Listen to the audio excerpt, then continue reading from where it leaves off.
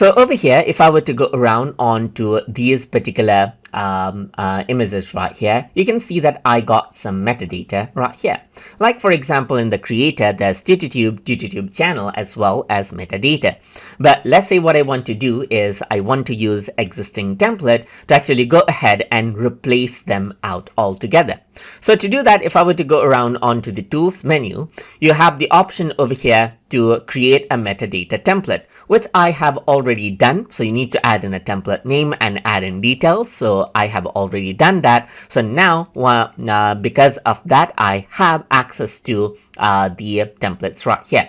So simply go ahead and select out the images right here. Let's just go around onto the one with the metadata right here, like this one you see right here and this one as well. So now I'm going to go around over here onto replace metadata and select this out right here. And once I go ahead and do that, now if I were to see this, it just says YouTube channel and YouTuber right here. Similarly over here as well, it has YouTube channel and YouTuber being replaced right here on top of the metadata that was already there. So it deletes out the old metadata and replaces out with the new metadata information. So I hope you guys learned something as always. And as always, please like, comment, share, and subscribe.